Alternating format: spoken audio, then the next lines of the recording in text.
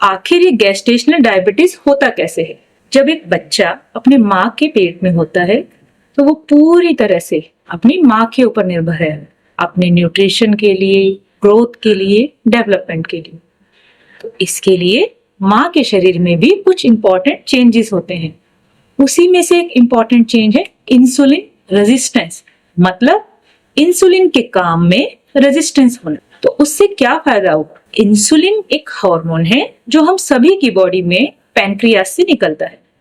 इसका सबसे इंपॉर्टेंट काम है जो भी हम खाना खाते हैं उसमें जो कार्बोहाइड्रेट है उसके ग्लूकोज को हमारी बॉडी में कैसे यूटिलाइज करना है, ये इंसुलिन का काम है।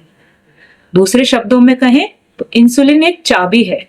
जब वो अपने लॉक से बाइंड करेगी तो हमारी जो सेल्स हैं, हमारी बॉडी में जो टिश्यूज हैं, उनमें ग्लूकोज की एंट्री के दरवाजे खुल जाएंगे।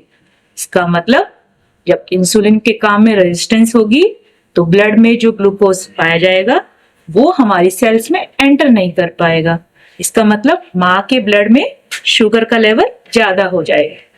तो इसका क्या फायदा होता है?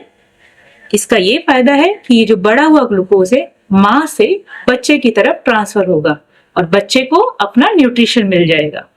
तो ये नॉर्मल फिजियोलॉजिकल फिनोमेना है जो सभी प्रेग्नेंट फीमेल्स में होता है और बच्चे के लिए बहुत इंपॉर्टेंट है। तो आखिर डायबिटीज कैसे हो जाती है? कुछ फीमेल्स में जिनको हम बोलते हैं हाई रिस्क कैटेगरी और गेस्टेशनल डायबिटीज, जैसे कि आपका जो एज है प्रेगनेंसी के टाइम पे 35 साल या उससे ज्यादा है, जो कि आजकल बहुत कॉमन है।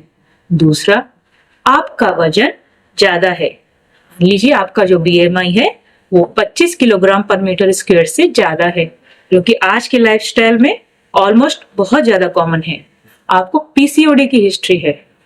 आपकी फैमिली में आपके पेरेंट्स को, आपके सिबलिंग्स को डायबिटीज है, या फिर आपकी पिछली प्रेगनेंसी में आपका शुगर लेवल बढ़ गया था, आपके बच्चे का वजन ज्यादा था, उसको कोई एबनॉर्मलिटी थी, तो ये सब जो फीमेल्स हैं ये हाई रिस्क कैटेगरी फीमेल्स में मान जाती हैं। ऐसा माना जाता है कि इन सभी फीमेल्स में ऑलरेडी इंसुलिन का रेजिस्टेंस प्रेजेंट है। मतलब जब ये फीमेल्स प्रेग्नेंट होंगी तो इनका इंसुलिन रेजिस्टेंस नॉर्मल से और ज्यादा हो जाएगा, उनके ब्लड में शुगर का लेवल और बढ़ जाएगा। तो इसका मतलब जो गेस्टेशनल डायबिटीज है उनके चांसेस और बढ़ जाते हैं। तो ये था कि गेस्टेशनल डायबिटीज क्या है, ये कैसे होती है।